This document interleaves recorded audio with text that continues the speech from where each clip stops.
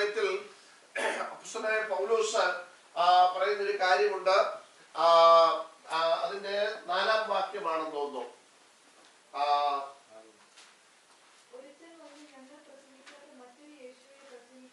അല്ല പോലെ അതിന്റെ മുകൾ ഭാഗത്തൊരു വാക്യമുണ്ടല്ലോ.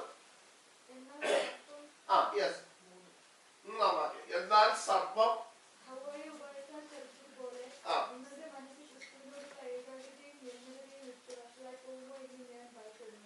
അടുത്തത് മതി ഒരു മിനിറ്റ്.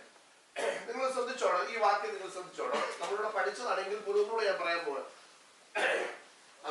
ഇതിന്റെ മുകളിലത്തെ വാക്യം 3. എന്നാൽ സർപ്പം ഹവ്വയെ ഉപായത്താൽ ചതിച്ചതുപോലെ നിങ്ങളുടെ മനസ്സ് ക്രിസ്തുവിനോടുള്ള ഏകാഗ്രതയും നിർമ്മലതയും വിട്ട് വഷളായി പോകുമോ എന്ന് ഞാൻ ഭയപ്പെടുന്നു. ഇത് ആരെ കുറിച്ചാ പൗലോസ് ഭയപ്പെടുന്നത്? അതിന് മുകളിലത്തെ വാക്യം ഇട്ട മതി കേട്ടോ. ഞാൻ നിങ്ങളെ കുറിച്ച് ദൈവത്തിന്റെ എരിവോടെ എരിയുന്നു. ഞാൻ ക്രിസ്തു എന്ന ഏക പുരുഷന് നിങ്ങളെ നിർമ്മല കന്യകയായി ഏൽപ്പിപ്പാൻ വിവാഹ നിശ്ചയം ചെയ്തിരിക്കുന്നു. അപ്പൊ നോക്കിക്കേ, ദൈവസഭയുടെ ഓരോ അംഗങ്ങളും അല്ലെങ്കിൽ രക്ഷിക്കപ്പെട്ട വീണ്ടും ജനനം പ്രാപിച്ച ഓരോ ദൈവ പൈതലും ചേരുന്നതാണ് എന്ത്? ദൈവസഭ. ഈ ദൈവസഭയെ കുറിച്ച് പൗലോസ് പറയുകയാണ്, എനിക്കൊരു വലിയ പ്രയാസമുണ്ട്. ഇതിനെ ഇംഗ്ലീഷിലേക്ക് ഞാൻ നിങ്ങളെ കുറിച്ച് ദൈവത്തിന്റെ എരിവോടെ എരിയുന്നുള്ള ഇംഗ്ലീഷ് കൊടുത്തിരിക്കുന്നത് jealous over you with godly jealousy. jealous എന്ന് പറഞ്ഞാൽ അത് നമുക്ക് ആവശ്യത്തിലുണ്ട്. പക്ഷെ പൗലോസ് ഈ വാക്യം എടുത്തിട്ട് പൗലോസിന്റെ ജലസ് ഉണ്ടായിരുന്നു ആരും എന്ത് ചെയ്യരുത്, പറയരുത്. ഇവിടെ പൗലോസിന്റെ അസൂയ എന്തായിരുന്നു? ജലസ് എന്തായിരുന്നു? ഗോഡ്ലി, ദൈവത്തിന് വേണ്ടിയുള്ള ഒരു ജലസ്. നമ്മുടെ ജലസ് എന്താ? ജലസ് നമ്മുടെ മറ്റുള്ളവർ നന്നാകുന്നത് ഇഷ്ടമല്ല. പൗലോസ് പറയുന്നത് എനിക്ക് ജലസുണ്ട്. വേറെ ഏതെങ്കിലും വാക്ക് ഇംഗ്ലീഷിൽ കൊടുത്തിട്ടുണ്ടോ നിങ്ങളുടെ ആരുടെയും ബൈബിളില്?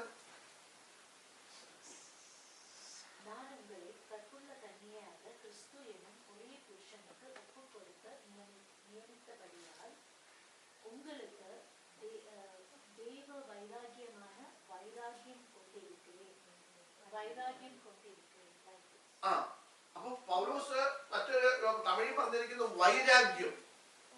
അപ്പൊ ഈ രണ്ട് വാക്കും നമുക്കുള്ളതാ. ഏതാ? അസൂയയും വൈരാഗ്യം. പക്ഷേ നമ്മൾ ശ്രദ്ധിക്കണം. ഒരിക്കല് ഞാൻ പറയാൻ കാരണം, ഒരിക്കല് നമ്മുടെ ബൈബിളില് സങ്കീർത്തനത്തിൽ ഇങ്ങനൊരു വാക്യമുണ്ട്. അവന്റെ മൂക്കിൽ നിന്ന്, അറിയാം, വായിച്ചിട്ടുണ്ടോ? മൂക്കിൽ നിന്ന് പുക പൊങ്ങി, തീ പുറപ്പെട്ടു, അവന്റെ മൂക്കിൽ നിന്ന് പുക പൊങ്ങി. അപ്പൊ ഒരാള് കുറ്റിവീടി വലിച്ചവൻ പറഞ്ഞു, യേശുവിന്റെ മൂക്കിൽ കൂടെ എന്ത് ചെയ്തിട്ടുണ്ട്? പുക പൊങ്ങി. കാരണം ഇത് വലിച്ചു പോയ ഇതിനെ എവിടുന്ന്? മൂക്കിൽ കൂടെ. അപ്പൊ അതിന് എവിടെ വാക്യമുണ്ട് ബൈബിളില്? എന്ന് പറഞ്ഞ പോലെ നിങ്ങൾ പറയരുത് പൗലോസിന് എന്തുണ്ടായിരുന്നു? അസൂയ ഉണ്ടായിരുന്നു, പൗലോസിന് വൈരാഗ്യമുണ്ടായിരുന്നു എന്നൊന്നും പറയരുത്. ഈ പൗലോസിന്റെ ഈ വൈരാഗ്യം ആരോടായിരുന്നു? വിശ്വാസികളോടായിരുന്നു? അല്ല, പിശാചിനോട്. കാരണം നമ്മള് അടുത്ത വാക്യത്തിൽ വായിക്കുന്നത്, എന്നാൽ സർപ്പം ഹവ്വയെ ഉപായത്താൽ ചതിച്ചതുപോലെ നിങ്ങളുടെ മനസ്സ് ക്രിസ്തുവിനോടുള്ള ഏകാഗ്രത നിർമ്മലതയും വിട്ട് വഷളായി പോകുമോ എന്ന് ഞാൻ ഭയപ്പെടുന്നു. ഒരു ഭയങ്കര ഭയം പൗലോസിന്റെ ഹൃദയത്തിൽ വന്നു. ആ ഭയം എന്താണെന്ന് ചോദിച്ചാൽ, ഇവിടെ നിങ്ങളെ കുറിച്ച് ദൈവത്തിന്റെ എരിവോടെ ഞാൻ എരിയുക. എന്താ എരിയുന്നത്? ഞാൻ കേൾപ്പിച്ചു കൊടുക്കാൻ വിവാഹ നിശ്ചയം ചെയ്തിരിക്കുക. അപ്പൊ നോക്കിയേ, രക്ഷിക്കപ്പെട്ട് സ്നാനപ്പെട്ട് വീട് ജന്മമൊക്കെ പ്രാപിച്ച ഓരോ ദൈവ പൈതലും വിവാഹ നിശ്ചയം കഴിഞ്ഞവരാ. ഇത് ഏതാന്ന് നോക്കണം. ക്രിസ്തു എന്ന ഏക പുരുഷനുമായിട്ട്. അപ്പൊ ഇനി ശ്രദ്ധിക്കണം, നമ്മൾ പറയും കർത്താവ് മടങ്ങി വരും. എന്തിനാ കർത്താവ് മടങ്ങി വരുന്നത്? സഭയെ ചേർക്കാൻ. സഭ എന്ന് പറയുമ്പോ ഇവിടെ പറയുന്നത് തന്നെ വിവാഹ നിശ്ചയം ചെയ്യപ്പെട്ട മണവാട്ടിയാം സഭ.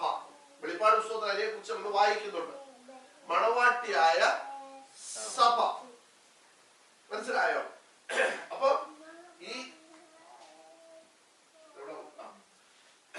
ഈ മണവാട്ടിയായ സഭയെ ചേർക്കാനാണ് ആര് വരുന്നത്? കർത്താവാകുന്ന മണവാളൻ വരുന്നത്. അപ്പൊ ഇവിടെ പൗലോസ് പറയുകയാണ് നിർമ്മല കന്യകയായി ഏൽപ്പിപ്പാൻ. അപ്പൊ ഈ വിവാഹ നിശ്ചയം കഴിഞ്ഞു എന്നുള്ളതൊക്കെ സത്യമാണെങ്കിലും നിർമ്മലത വിട്ടുപോയാൽ ആ മണവാട്ടിയെ പിന്നെ ആരും കൊണ്ടുപോകത്തില്ല, മണവാളം കൊണ്ടുപോകത്തില്ല. ന്യായമായിട്ട് ഭൂമിയിൽ വിവാഹ നിശ്ചയം കഴിഞ്ഞിട്ട് പെങ്കൊച്ച് 2 ദിവസം ചുറ്റിക്കറങ്ങാൻ പഴയ ബോയ് ഫ്രണ്ടിന്റെ കൂടെ പോയി. കല്യാണത്തിന്റെ തലേന്ന് തിരിച്ചു വന്നാൽ കല്യാണം നടന്നു. കണക്കുറവില്ല. പിന്നെ നടക്കുന്നത് നമ്മുടെ നാട്ടിലെ കണക്ക് വെച്ച് അവിടെ നടക്കുന്നതല്ലായിരിക്കും, അടിയായിരിക്കും നടക്കുന്നത്. പിന്നെ നല്ല ചെറുപ്പക്കാരൊന്നും പിന്നെ ആ പെണ്ണിനെ എന്ത് ചെയ്യത്തില്ല, കൊണ്ടുപോകത്തില്ല. നോക്കിയേ, ഇവിടെ പറയുകയാണ് നിങ്ങളെ എങ്ങനെ എനിക്ക് ഏൽപ്പിച്ചു കൊടുക്കണം? നിർമ്മല കന്യകയായിട്ട്. അതിനെന്താ കൊടുത്തിരിക്കുന്നത്? വെർജിൻ. കണ്ടോ? വെർജിൻ ആയിട്ട് നിങ്ങളെ എന്ത് ചെയ്യണം? അപ്പൊ നോക്കിയേ, രക്ഷിക്കപ്പെട്ടു, സ്നാനപ്പെട്ടു, വീണ്ടും ജനനം പ്രാപിച്ചു, നമ്മൾ ദൈവകൃപയിൽ നിൽക്കുന്നു എന്നൊക്കെ പറയുമ്പോൾ എന്ത് വേണം നമുക്ക്? നിർമ്മലത, സെപ്പറേഷൻ നമുക്ക് വേണം. ഇത് നമുക്കില്ല എങ്കിൽ ഇന്ന് പലപ്പോഴും രക്ഷിക്കപ്പെടണമെന്ന് പറഞ്ഞു, എന്ത് ചെയ്തു? രക്ഷിക്കപ്പെട്ടു. സ്നാനപ്പെടണമെന്ന് പറഞ്ഞു, സ്നാനപ്പെട്ടു. പക്ഷേ എന്തില്ല? വേർപാടില്ല. എവിടെയും എങ്ങനെയും ജീവിക്കും. ഞായറാഴ്ച വന്ന് ഭയങ്കര ഇങ്ങനെ കരയുന്ന പോലെ നിന്ന് പാട്ട് പാടിയാലൊന്നും എവിടെ പോവുകയല്ല. നമ്മള് ഇങ്ങനെ കരയുന്ന ഇപ്പോഴത്തെ ഒരു ട്രെൻഡ് എന്ന് പറയുന്നത് വർഷിപ്പ്. മണിക്കൂറുകളോളം നിന്ന് എന്ത് ചെയ്യുക? വർഷിപ്പ്. നല്ലതാ, അല്ലെന്ന് ഞാൻ പറഞ്ഞു. ഞാൻ ഒരിക്കലും ഇവിടെ പറഞ്ഞു,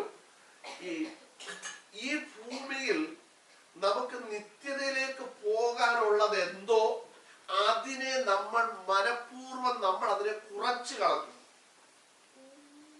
നമ്മൾ എന്താണ് നിത്യതയിൽ ചെന്നിട്ട് ചെയ്യുന്നത് അത് ഇവിടെ നമ്മൾ എന്ത് ചെയ്യാൻ തുടങ്ങി? ഞാൻ പറഞ്ഞത് നിങ്ങൾക്ക് ഓർമ്മയുണ്ടോ? അതായത് നമുക്ക് നിത്യതയിൽ പോകണമെങ്കിൽ നമ്മുടെ വഴികാട്ടി അല്ല,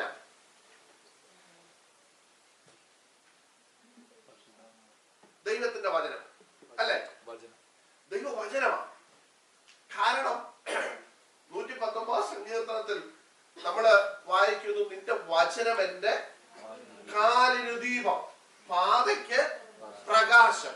അപ്പൊ ഈ പാതയിലൂടെ നമ്മളെ നടത്തി അങ്ങ് നിത്യതയിൽ എത്തിക്കുന്നത് ദൈവത്തിന്റെ വചനമാണ്. അപ്പൊ നോക്കിയേ, അപ്പൊ നമുക്ക് ഏറ്റവും കൂടുതൽ ഈ ഭൂമിയിൽ വേണ്ട തന്നെ വചനമാണ്. പക്ഷേ അതിനെ നമ്മളിപ്പോ എന്ത് ചെയ്തു? പുറകോട്ട് മാറ്റിയിട്ട് പ്രൈസ് ആൻഡ് വർഷിപ്പ്. നല്ലതാ, പ്രൈസ് ആൻഡ് വർഷിപ്പ് വേണ്ടെന്നല്ല ഞാൻ പറഞ്ഞത്.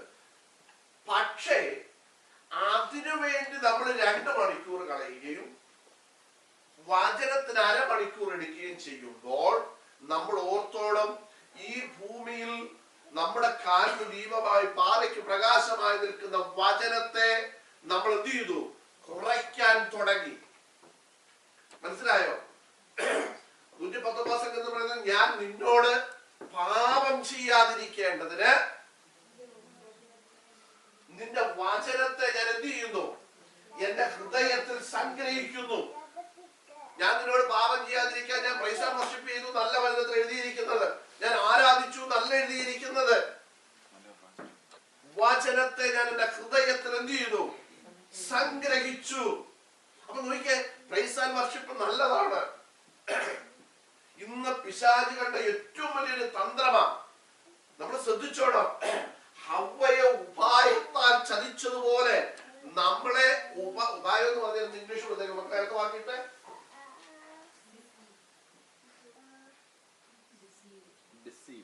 deceive.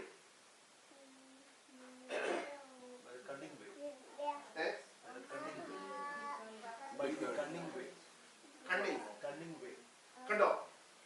ഈ നമ്മൾ അറിഞ്ഞില്ല. ഈ ഉപായത്താൽ ചതിക്കുക എന്ന് പറഞ്ഞാൽ നമ്മൾ അറിയാതെ നമ്മളെ എന്ത് ചെയ്യുക? പിടിച്ചോണ്ട് പോവുക.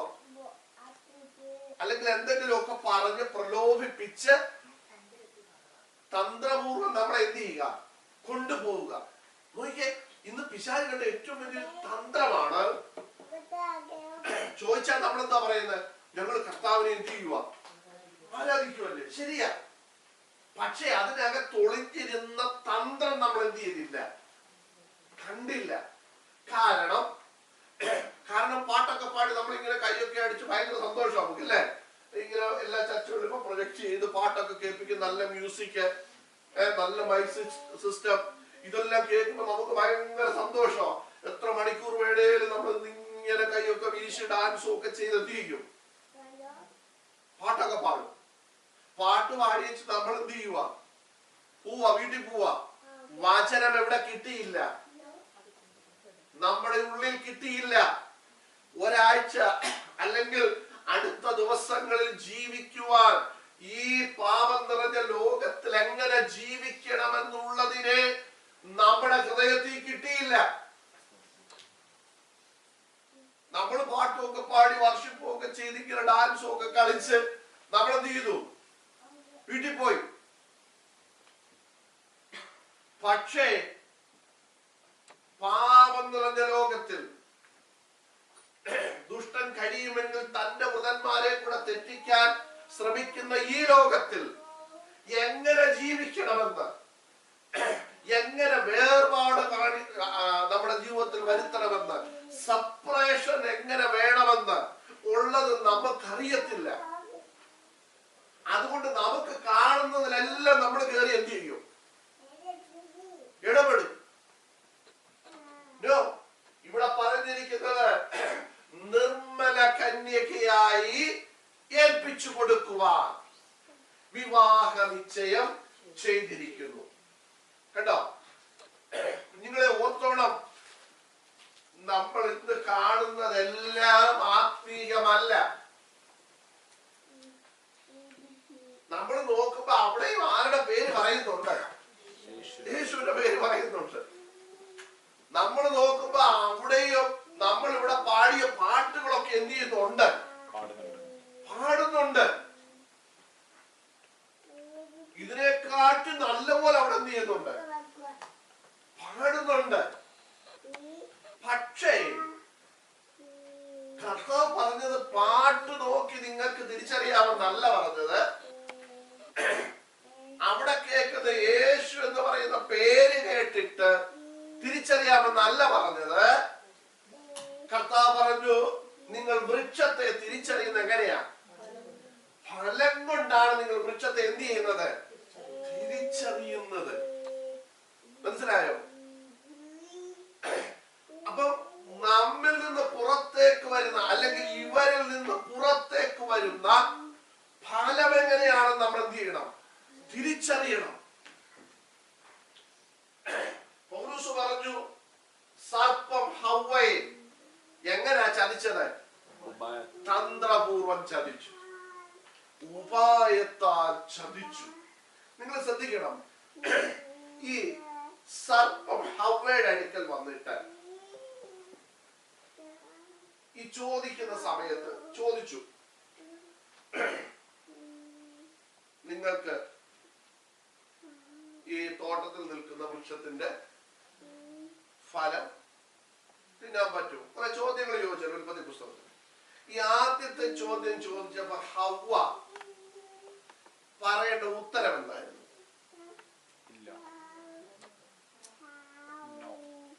എന്തോ തിന്നാൻ പറ്റത്തില്ല, അതായിരുന്നോ പറയണ്ടേ? അത് പറഞ്ഞല്ലോ അവിടെ. ഒന്ന് വായിച്ചാ ആ വാക്യം ഒന്ന്.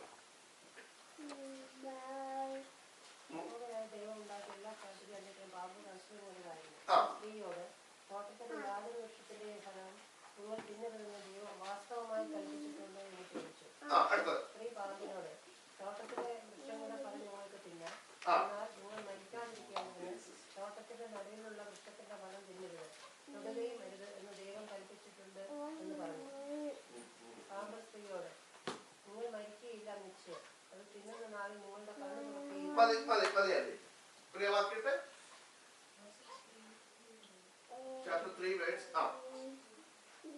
ഒന്നുകൊണ്ടിട്ടെ. യഹോവ ഉണ്ടാക്കിയ എല്ലാ കാട്ടുജന്തുക്കളിലും പാമ്പ് കൗശലമേറിയതായിരുന്നു.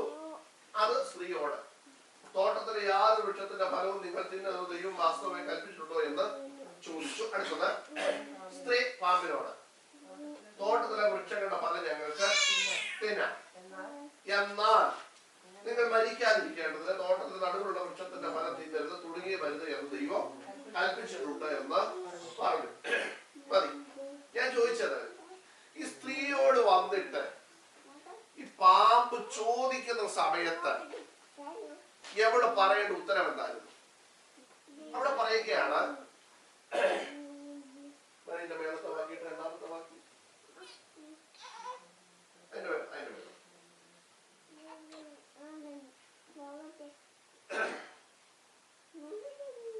ഇത് നമുക്കറിയാം. ഈ പിശാച് ഏത് രൂപത്തിലാ വന്നത്? പാമ്പിന്റെ രൂപത്തിൽ. ഇത് ദൈവമല്ല എന്ന് ആർക്കറിയായിരുന്നു? ഉറപ്പാണോ? ഇത് ദൈവമല്ല ഈ വന്നിരിക്കുന്നതെന്ന് ആർക്കറിയാം? അമ്മയ്ക്കറിയാം. അപ്പൊ ദൈവമല്ലാത്ത ഒരു വ്യക്തി വന്നിട്ടാണ് ഇത് ആരോട് ചോദിക്കുന്നത്?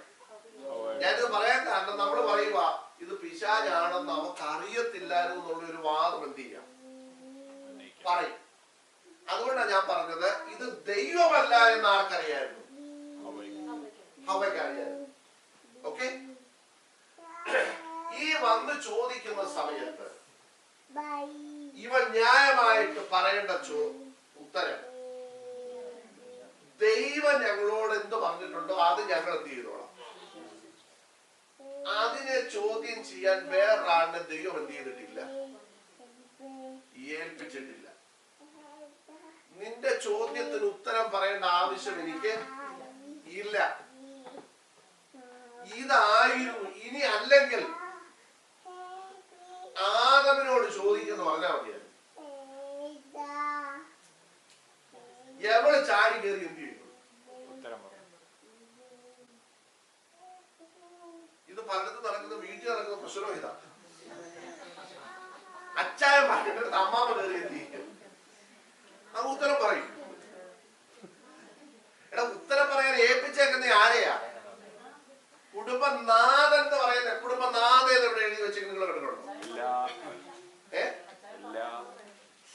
അച്ചായ പറയാത്തുണ്ടോ എന്നൊക്കെ നിങ്ങൾക്ക് പറയാം. നിങ്ങളൊന്ന് ഉരുണ്ടു വീണു, നിങ്ങൾ ആരെ വിളിക്കും?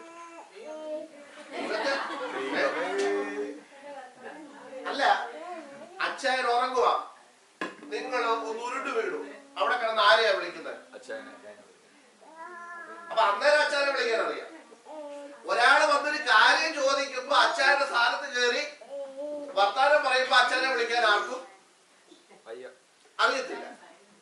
അപ്പൊ അതൊരു ഉത്തരവല്ല. പിന്നെ വേറൊരു കാര്യം, പലരും ദിവസം ചോദിച്ചു, പുള്ളി അവിടെ ഇല്ലായിരുന്നു. പുള്ളി അവിടെ ഇല്ലാതെ എവിടെ പോലെ? തോട്ടം കാപ്പാൻ ഏൽപ്പിച്ചിരിക്കും. ആരെ?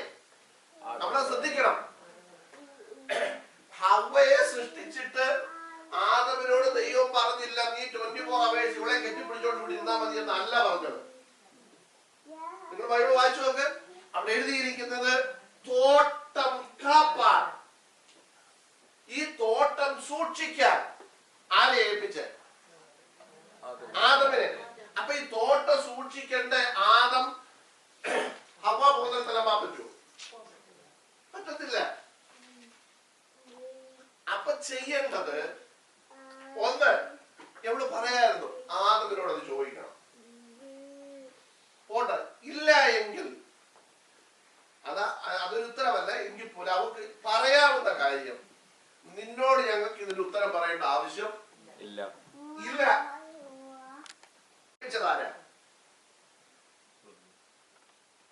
ഇവരെ ഇത് തോട്ടം കാപ്പാൻ ഏൽപ്പിച്ചതാരാ? ദൈവം. അപ്പൊ ഇവർക്ക് ആൻസർ കൊടുക്കേണ്ടത് ആരോടാ? ദൈവത്തോടാ. ഇനി അതിനൊരു കാര്യം ഞാൻ നിങ്ങളോട് പറയാം. നിങ്ങളുടെ ആത്മീയ ജീവിതം കാത്തു സൂക്ഷിക്കാതെ, നിങ്ങൾ സെപ്പറേഷൻ കാത്തു സൂക്ഷിക്കാതെ, ആരെങ്കിലും പറയുന്നത് കേട്ട് ചാടിപ്പോയിട്ട് നിങ്ങളുടെ ആത്മീയ ജീവിതത്തിൽ നിങ്ങൾ കണക്ക് പറയേണ്ടത് ആരോടാണ്? ദൈവത്തോട് പറയേണ്ടി വരും. പറയാൻ പറ്റത്തില്ല പാസ്റ്റർ പറഞ്ഞോണ്ടാ തെറ്റിപ്പോയത്, അല്ലെ ആ വിശ്വാസി പറഞ്ഞോണ്ടാ ഞാൻ തെറ്റിപ്പോയത്, നിങ്ങൾക്ക് ആരോട് പറയാൻ പറ്റത്തില്ല? ദൈവത്തോട് പറയാൻ പറ്റത്തില്ല. ഇവിടെ ആദമിനും ഹവ്വയ്ക്കും പിശാച് ഞങ്ങളെ തന്ത്രപൂർവ്വം തോൽപ്പിച്ചു എന്ന് കണക്ക് പറയാൻ പറ്റത്തില്ല. കാരണം ഇവര് കണക്ക് പറയേണ്ടത് ആരോടായിരുന്നു? ദൈവത്തോടായിരുന്നു. കാരണം ഇത് ഏൽപ്പിച്ചതാരാ? ഞാൻ ചോദിക്കട്ടെ, നിങ്ങൾക്ക് ആത്മീക ജീവിതം നയിക്കണമെന്നും വിശുദ്ധ ജീവിതം നയിക്കണമെന്നും സെപ്പറേഷൻ കാത്തു സൂക്ഷിക്കണമെന്നും നിങ്ങളോട് പറഞ്ഞതാരാ? ആരാ പറഞ്ഞേ? ഉറക്കെ പറ. ആണ്. അപ്പൊ നിങ്ങൾ ഇനി അതിന് കണക്ക് കൊടുക്കേണ്ട ആരോടാ? ദൈവത്തോട്. അല്ലേ? ഞാൻ പറയുന്നത് മനസ്സിലാകുന്നുണ്ടോ? സംശയമുണ്ടോ? അപ്പൊ നിങ്ങളോട് ഒരാൾ വന്നിട്ട് പറയുക, ഇത്രയും ദൈവത്തെ ആരാധിക്കേണ്ട ആവശ്യമൊന്നും ഇല്ല, ഇത്രയും വചനം കേൾക്കേണ്ട ആവശ്യമൊന്നും ഇല്ല, ഇത്രയും ബൈബിൾ വായിക്കേണ്ട ആവശ്യമൊന്നും ഇല്ല. നമ്മൾ അവരോട് പറയാനുള്ളത് എന്റെ ആത്മീയ ജീവിതം, എന്റെ പേഴ്സണൽ കാര്യം. മനസ്സിലായോ? അതിന്റെ കാരണം എന്താന്ന് ചോദിച്ചാൽ, നിങ്ങൾ ആരോടാ കണക്ക് പറയേണ്ടത്? പറയുന്നത് മനസ്സിലാവുന്നുണ്ടോ? നിങ്ങൾ കണക്ക് പറയേണ്ടത് നിങ്ങളോട് ഈ പറഞ്ഞ കൂട്ടുകാരോടല്ല,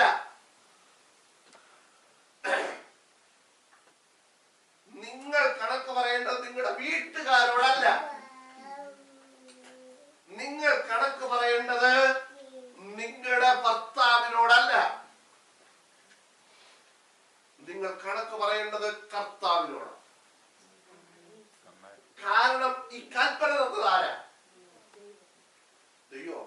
അപ്പൊ ഇത് ലംഘിച്ചാൽ ആരോടാ കണക്ക് പറയേണ്ടത്? ദൈവത്തോടാണ്. ഇവിടെ ഇവരെ ഹവ്വയോട് വന്ന് ചോദിച്ചപ്പോ ഹവ്വ പറഞ്ഞാൽ മതിയായിരുന്നു, ഞങ്ങൾക്ക് ദൈവത്തോടെ ഉള്ളൂ കടപ്പാട് ഈ വിഷയത്തിൽ, നിന്നോട് ഇത് പറയേണ്ട ആവശ്യം ഞങ്ങൾക്കില്ല. കാരണം തോട്ടം സൃഷ്ടിച്ചു, തോട്ടം കാക്കണം, ഇതിനകത്ത് നിയമങ്ങളുണ്ട്. ആ നിയമം തന്നത് സ്വർഗത്തിലെ ദൈവം അല്ലെങ്കിൽ ഞങ്ങളുടെ ക്രിയേറ്റർ, അല്ലെങ്കിൽ ഇവർക്ക് പറയാം എന്റെ അപ്പന. കാരണം ലൂക്കോസിന്റെ സുവിശേഷത്തിൽ ജീനിയോളജി എഴുതി വരുന്ന സമയത്ത് ഈ അവസാനം കൊണ്ട് നിർത്തുന്നത് ആദാം ആരുടെ മകൻ? ദൈവത്തിന്റെ മകൻ അല്ലേ? അങ്ങനല്ലേ കൊടുത്തേക്കുന്നത്? ആദാം ആരുടെ മകനാണ്? ദൈവത്തിന്റെ മകൻ കൊടുത്തേക്കുന്നത്. അപ്പോഴ് ഇവര് ഒറിജിനലി ഇവരാരുടെ മക്കളാ? ദൈവത്തിന്റെ മക്കളാ. ഇവർക്ക് വേറൊരു അപ്പനില്ല. ഇവരെ സൃഷ്ടിച്ചതാരാ? നമ്മളെ സൃഷ്ടിച്ച ദൈവം നമ്മൾ പറയും. ഞാൻ പറഞ്ഞത് നിങ്ങൾക്ക് മനസ്സിലായി കാണുമെന്ന് ഞാൻ വിചാരിക്കുന്നു. കാരണം ദൈവം ആദ്യം സൃഷ്ടിച്ച വ്യക്തികളാണ് ആര്? ആദം, അതിനുശേഷം ഹവ്വ. അപ്പം വേറെ മക്കളൊന്നുമില്ല. അപ്പൊ ദൈവം ഇവർക്ക് പറയാം, ഞങ്ങളുടെ അപ്പനാണ് ഞങ്ങളോട് എന്ത് ചെയ്തിരിക്കുന്നത്, ഇത് പറഞ്ഞേക്കുന്നത്. തോട്ടം സൂക്ഷിക്കണം, തോട്ടത്തിൽ ഇന്ന കാര്യങ്ങൾ നിങ്ങൾക്ക് സൂക്ഷിക്കാം, ഇന്നത് നിങ്ങൾ തൊടരുത്, ഇതൊക്കെ ഞങ്ങളോട് ചെയ്തിട്ടുണ്ട്, അല്ലെങ്കിൽ ഭക്ഷിക്കരുത്, ഇതൊക്കെ ഞങ്ങളോട് പറഞ്ഞിട്ടുണ്ട്. ഇതിന് നിന്നോട് ഞങ്ങൾ കണക്ക് പറയേണ്ട ആവശ്യമൊന്നും ഇല്ല. ഞാൻ പറഞ്ഞല്ലോ, ഇത് പിശാചാണെന്ന് അറിഞ്ഞാലും അറിഞ്ഞില്ലെങ്കിലും, ഞാൻ ആദ്യമേ പിന്നെ പറഞ്ഞല്ലോ, ഇത് പിശാചാണെന്ന് അവർക്ക് അറിയത്തില്ലായിരുന്നു എന്ന് ചിലപ്പോൾ ഒരു വാദം പറയാം. അതുകൊണ്ടാണ് ഞാൻ പറഞ്ഞത്, പിശാചല്ലെങ്കിലും ആണെങ്കിലും ഇവർക്ക് അറിയാമെങ്കിലും അറിയത്തില്ലെങ്കിലും, ഞാൻ പറഞ്ഞല്ലോ ദൈവം അല്ല എന്ന് ഇവർക്ക് മനസ്സിലായി. ഈ വന്ന് ചോദിച്ചത് ദൈവമല്ലെന്ന് ഇവർക്ക് മനസ്സിലായി. ഇവർക്ക് പറയായിരുന്നു, ഞാൻ കണക്ക് കൊടുക്കേണ്ടത് ഞങ്ങളുടെ അപ്പനോടാണ്. ഞാൻ പറയട്ടെ ദൈവമക്കളെ, നിങ്ങൾ ദൈവാലയത്തിൽ വന്ന് ഉഴപ്പ് കാണിച്ചാൽ, നിങ്ങൾ ആരാധനയിൽ ഉഴപ്പ് കാണിച്ചാൽ, നിങ്ങൾ വചനധ്യാനത്തിൽ ഉഴപ്പ് കാണിച്ചാൽ, നിങ്ങളുടെ ആത്മീയ ജീവിതത്തിൽ നിങ്ങൾ ഉഴപ്പിയാൽ, പാസ്റ്ററോട് നിങ്ങൾ കണക്ക് പറയേണ്ട ആവശ്യമൊന്നുമില്ല. കാരണം പാസ്റ്റർ ചോദിച്ചാൽ നമുക്ക് പറയാം, അതെന്റെ കാര്യമാണ്, എനിക്ക് അതുണ്ട് ഇതുണ്ടെന്നൊക്കെ നമുക്ക് എന്ത് ചെയ്യാം, പറയാം. കൽപ്പനാലംഘനം നടത്തിയാൽ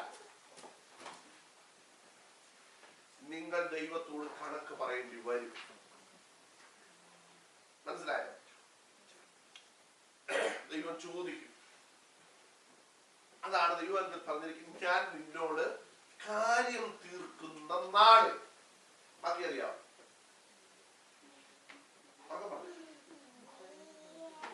നിന്റെ കരങ്ങൾ ബലപ്പെട്ടിരിക്കുമോ? മനസ്സിലായോ? അപ്പൊ കാര്യം തീർക്കുന്ന ഒരു ദിവസമുണ്ട്. നിങ്ങൾ നോക്കിക്കേ, ഇവിടെ ഈ തോട്ടം നഷ്ടപ്പെട്ട ആൾക്കാർ പാമ്പിനാണോ? പാമ്പിന് കുറച്ച് ദൈവം ശപിച്ചു എന്നുള്ളത് സത്യമാണ്. പക്ഷേ ജീവിതത്തിലെ സൗഭാഗ്യങ്ങൾ നഷ്ടപ്പെട്ട ആൾക്കാർ, ഞാൻ പറഞ്ഞുകൊണ്ട് മനസ്സിലായല്ലോ. ഇവിടെ ഈ സൗഭാഗ്യങ്ങളുടെ നടുവിൽ നിന്ന മനുഷ്യൻ, ഇനി ഞാൻ ഈ സൗഭാഗ്യം എന്ന് പറയുന്നത് നിങ്ങൾ വിചാരിക്കുമോ നല്ല തോട്ടം നല്ല പഴം ഇഷ്ടം പോലെ തിന്നാൻ, അതിനേക്കാൾ അപ്പുറമായിട്ട് ഞാൻ എടുത്തു പറയാം, ഇവരുടെ ഏറ്റവും വലിയ സൗഭാഗ്യം എന്തായിരുന്നു എന്ന് പറയാം.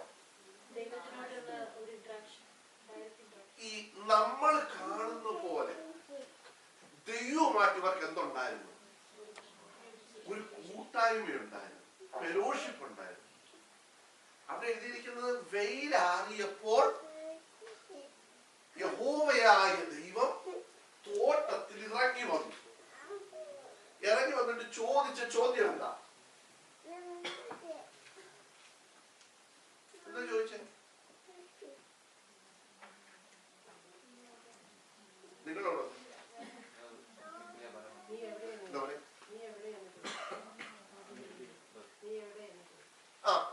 എടുത്തോ, വായിച്ചേ. വെയിലാറിയപ്പോൾ വായിച്ചേ.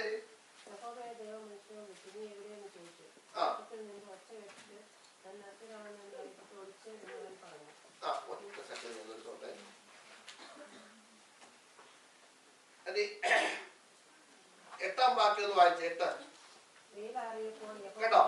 വെയിലാറിയപ്പോൾ യഹോവയായ ദൈവം തോട്ടത്തിൽ നടക്കുന്ന ഒച്ച അവർ കേട്ടു.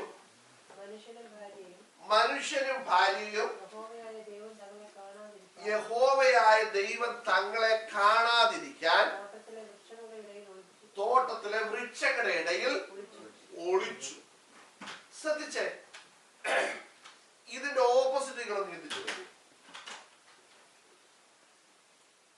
വെയിലാറിയ സമയത്ത് അതിന്റെ തലേ ദിവസം കർത്താവ് എന്ത് ചെയ്തു? യഹോവയായ ദൈവം എന്ത് ചെയ്തു? ഇറങ്ങി വന്നു. ഇറങ്ങി വന്നോണ്ടേ വന്നിട്ട് വിളിച്ചു, ആദാമേ എവിടാ നിങ്ങള്? കാരണം പല പരിപാടികളുണ്ടല്ലോ, തോട്ടം കാപ്പാൻ ഏൽപ്പിച്ചേക്കുവാണല്ലോ. ഉടനെ ആദം പറഞ്ഞു, കർത്താവേ ഞാൻ വരുവാ, ഞാനിവിടെ ഉണ്ട്. 1. 2, ഈ എല്ലാ ദിവസവും വെയിലാറുന്ന സമയത്ത് കർത്താവ് ഇറങ്ങി വരുവാണെന്നെങ്കിൽ ആ സമയമാകുമ്പോഴത്തേക്ക് ഇവര് പരിപാടികളെല്ലാം റെഡിയാക്കി കർത്താവ് വരാൻ ആ ഫെലോഷിപ്പിന് വേണ്ടി ഇവരെന്ത് ചെയ്യുക, വെയിറ്റ് ചെയ്യുക അല്ലെ? ഇങ്ങനെയൊക്കെ ചെയ്യുന്ന ഈ പുള്ളികൾ ഇന്ന് വന്ന ഉടനെ ഇവരെ എന്ത് ചെയ്യുന്നില്ല, കാണുന്നില്ല. ഉടനെ കർത്താവ് എന്ത് ചെയ്തു, വിളിച്ചു. എന്താ ചോദിച്ചേ?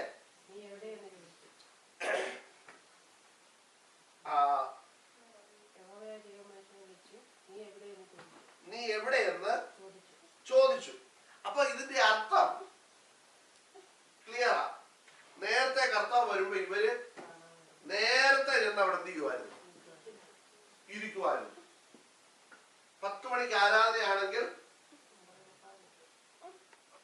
9:45 നേരത്തെ എന്ത് ചെയ്യുമായിരുന്നു, വരുമായിരുന്നു. നേരത്തെ വന്നിരുന്ന് ഇങ്ങനെ പ്രാർത്ഥിച്ചോണ്ടൊക്കെ ഇരിക്കുമായിരുന്നു. പക്ഷേ ചില വീഴ്ചയൊക്കെ വന്നപ്പോഴത്തേക്ക് 9:45 10, 10:15. പിന്നെ ഇവരെ നോക്കി ആരിരിക്കണം, അല്ല പാസ്റ്റർ ഇരിക്കണം. മറ്റേ ഇവരാരെ നോക്കിയിരിക്കുമായിരുന്നു, പാസ്റ്ററെ നോക്കിയിരിക്കുമായിരുന്നു. ഇപ്പം ഇച്ചിരി ഇളർച്ചയൊക്കെ വന്നു കഴിഞ്ഞപ്പോഴത്തേക്ക് ഇനി പാസ്റ്റർ വന്ന് ഇവരെ നോക്കി ഇങ്ങനെ ഇരിക്കുമോ, ഇനി എപ്പോഴാ ഇവര് വരുന്നത്, എപ്പോഴാ ഇവര് വരുന്നത്. അപ്പൊ 10, 10, 10:15, 10:30 പല ടൈമിലാണ് ഈ ബസ് എന്ത് ചെയ്യുന്നത്, വന്നുകൊണ്ടിരിക്കുന്നത്. ഇവിടെ കർത്താവ് വന്നിട്ട് ചോദിക്കുക, നിങ്ങൾ എവിടാ? അതിന്റെ അർത്ഥം ഇന്നലെ വരെ കർത്താവ് വരുന്നത് വെയിറ്റ് ചെയ്ത് ഇവരെന്ത് ചെയ്യുമായിരുന്നു, ഇരിക്കുമായിരുന്നു. പക്ഷെ ഇന്ന് കർത്താവ് വന്നപ്പോ ഈ പുള്ളികളെ എന്ത് ചെയ്യുന്നില്ല, കാണുന്നില്ല. അപ്പൊ കർത്താവ് വിളിച്ചു, നിങ്ങൾ എവിടെയാ? കർത്താവിന് കാര്യം മനസ്സിലായി. കർത്താവ് അങ്ങോട്ട് പറഞ്ഞ് നാണിപ്പിക്കണ്ടെന്ന് വിചാരിച്ചിട്ട് ഇവരുടെ വായുന്നതിന് എന്ത് ചെയ്യട്ടെ, വരട്ടെ. ഇവരെന്റെ മറുപടി കൊടുത്തേ. തോട്ടത്തിൽ നിന്റെ ഒച്ച കേട്ടിട്ട് ഞങ്ങൾ നഗ്നരെന്ന് ഞങ്ങൾ ഒളിച്ചു. നിങ്ങൾ നോക്കിക്കേ. അപ്പൊ ഇന്നലെ വരെ ഇവര് നഗ്നരല്ലായിരുന്നു. ഞാൻ ചോദിക്കുന്നത് തേജസ് ഉണ്ടോ എന്നുള്ളതല്ല. ഇന്നലെ വരെ ഇവര് നഗ്നരായിരുന്നു, അല്ലയോ? ആയിരുന്നു. പക്ഷേ ദൈവത്തെ എടുക്കുന്ന നഗ്നരെന്ന് അവർക്ക് തോന്നിയില്ലെന്ന. പക്ഷെ ഇപ്പൊ അവർക്ക് എന്ത് തോന്നി? അവിടെ എന്താ എഴുതിയിരിക്കുന്നത്?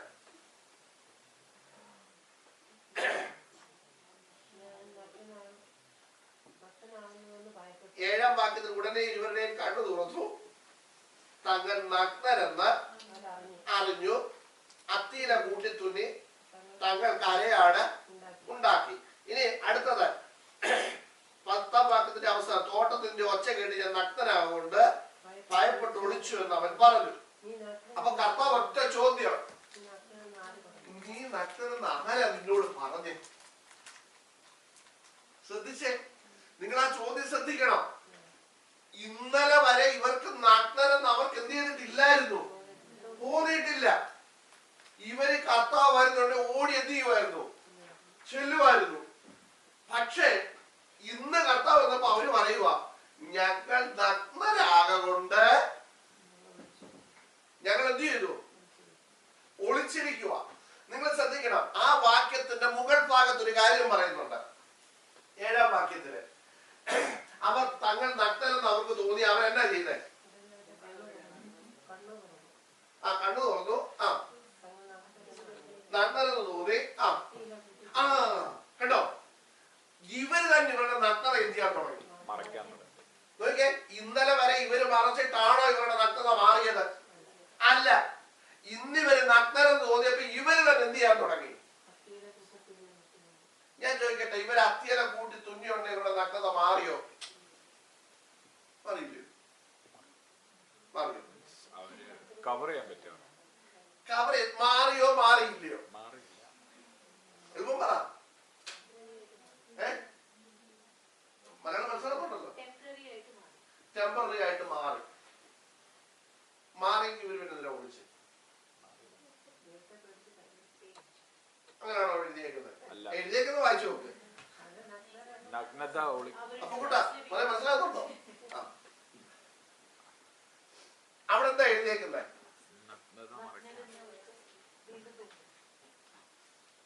നിങ്ങൾ ബൈബിളിൽ നോക്കി വായിച്ചിട്ട് എന്നോട് പറ, അല്ലാതെ ചുമ്മാ വായി എന്ന് വിളിച്ച് പറയാം. എന്താ ചിന്നു എഴുതിയിരിക്കുന്നത്? ഇംഗ്ലീഷാണോ? ചിന്നു ഇംഗ്ലീഷിലോട് കയറിയാലാണ് എപ്പം വായിച്ചേ? ഇനി താഴോട്ട് 10-ാം താഴോട്ട് വാ.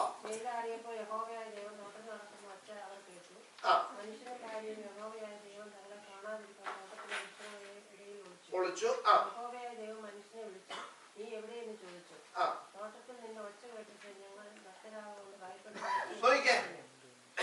അപ്പൊ ഇവരാരാ?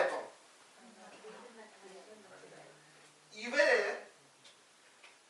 അത്തിയല കൂട്ടിത്തുറ്റി എന്ത് കാണിച്ചു? നഗ്നത ഇവരെന്ത് ചെയ്തു? മറച്ചു. പക്ഷേ വെയിലാറിയപ്പോൾ കർത്താവ് ഇറങ്ങി വന്നു. കർത്താവ് ഇറങ്ങി വന്നിട്ട് ചോദിച്ചു, ആദമേ നീ എവിടാ? അല്ല നിങ്ങൾ എവിടാ? നമ്മുടെ മക്കളെ കുഞ്ഞുങ്ങളെ നിങ്ങൾ എവിടാ? കാണുന്നില്ലല്ലോ. എന്ന് ഞാൻ വരുന്നുണ്ടേ വന്ന് എന്നെ വെയിറ്റ് ചെയ്തിരിക്കും, നിങ്ങളിപ്പോ എവിടാ എന്നൊക്കെ കർത്താവ് ചോദിച്ച് കാണുമായിരിക്കാം. ഉടനെ ഇവരെന്താ പറഞ്ഞേ? ഞങ്ങൾ. അപ്പൊ ഇവിടെ അത്തിയല എന്ത് ചെയ്യും?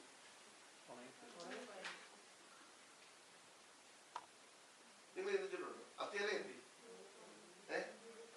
അവര് തുടങ്ങിപ്പോയി. അത്തിയുടെ ഇല പറിച്ച് ഇവരുടെ അരയാടെ ഉണ്ടാക്കിയെന്ന് അവിടെ എഴുതിയേക്കുന്നത്. അങ്ങനെ എഴുതിയേക്കുന്നത് അരയാടെ ഉണ്ടാക്കി എന്ന് പറഞ്ഞാൽ ഫസ്റ്റ് സ്കേർട്ട് ആരാ ഉണ്ടാക്കിയത്? നമ്മുടെ പിള്ളേരൊക്കെ ഇവിടെ വരെയുള്ള ഇവിടെ വരെയുള്ള സ്കേർട്ട് ഉണ്ടാക്കിയ ആരാ? പോയി. എന്റെ അഭിപ്രായത്തിൽ ആദം പൊട്ടിച്ചുകാരനായിരുന്നു. കാരണം സ്കേർട്ട് ഇടുന്ന ആരാ? ആണുങ്ങള് സ്കേർട്ട് ഇടുന്ന ഏതാണെന്ന് വെച്ചാൽ സ്കോട്ടിഷുകാരല്ലേ? ദയവ് ചെയ്ത് വിളിച്ചെന്ന് പറഞ്ഞപ്പോൾ ഞങ്ങളുടെ പാസ്റ്റർ പറഞ്ഞു ആദം സ്കോട്ടിഷുകാരൻ. ഞാൻ അതല്ല പറഞ്ഞത്, ശ്രദ്ധിച്ചോണം. ഇവിടെ അരയാടെ ഉണ്ടാക്കി, സ്കേർട്ട് ഉണ്ടാക്കി ഇവര്. പക്ഷെ വെയിലടിച്ചപ്പോ സംഭവം എന്തോ പറ്റി? ഉണങ്ങിപ്പോയി. നിങ്ങൾ ശ്രദ്ധിച്ചേ. ഞാൻ ഇതിന്റെ ഒരു ആത്മീയ മർമ്മം പറയാം. നിങ്ങൾ പാപം ചെയ്തിട്ട് ആ പാപത്തെ മറയ്ക്കാൻ ഭൂമിയിലെ എന്തെല്ലാം കാര്യങ്ങൾ ചെയ്താലും അത് നിങ്ങൾക്ക് എന്താകത്തില്ല? മറവാകത്തില്ല. മനസ്സിലായോ? അതെല്ലാം എന്തായിട്ട് തീരും? ഓപ്പൺ ആയിട്ട് മാറും. ദൈവത്തിൽ നമ്മൾ ഇങ്ങനൊരു വാക്യം വായിക്കുന്നുണ്ട്, സകലവും അവന്റെ മുൻപിൽ നഗ്നവും മലർന്നതും അത്രേ. കണ്ടോ? ഇത് നിങ്ങൾക്ക് നമ്മൾ വായിക്കുന്ന വാക്യമാണ്. സകലവും അവന്റെ മുൻപിൽ എന്താണ്? നഗ്നവും മലർന്നതുമാണ്. ഞാൻ പറയട്ടെ, നിങ്ങളുടെ പാപത്തെ മറയ്ക്കാൻ ഭൂമിയിൽ ഒരാൾക്കും കഴിയത്തില്ല. ഭൂമിയിൽ നിങ്ങൾ ചെയ്യുന്ന ഒരു പ്രവൃത്തിക്ക് നിങ്ങളുടെ പാപത്തെ എന്ത് ചെയ്യാൻ പറ്റത്തില്ല? മറയ്ക്കാൻ പറ്റത്തില്ല. പക്ഷേ യേശു ക്രിസ്തുവിന്റെ രക്തം വന്നപ്പോൾ നിങ്ങളുടെ പാപത്തെ എന്ത് ചെയ്തു? മറച്ചു. അതാണ് നമ്മൾ കഴിഞ്ഞ ആഴ്ചയിലൊക്കെ നമ്മൾ വായിച്ചു, കാൺമേൻ നാം ദൈവ മക്കൾ എന്ന് വിളിക്കപ്പെടുവാൻ.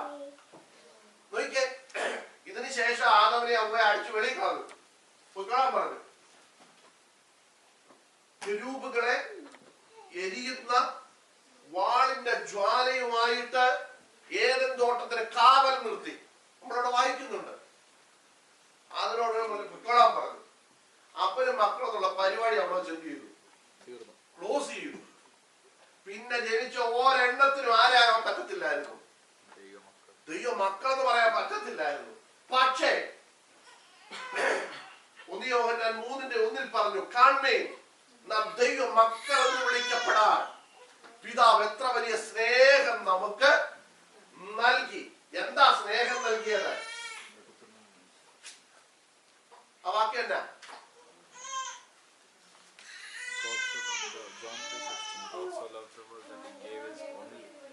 അല്ല, ആ വാക്യമല്ല.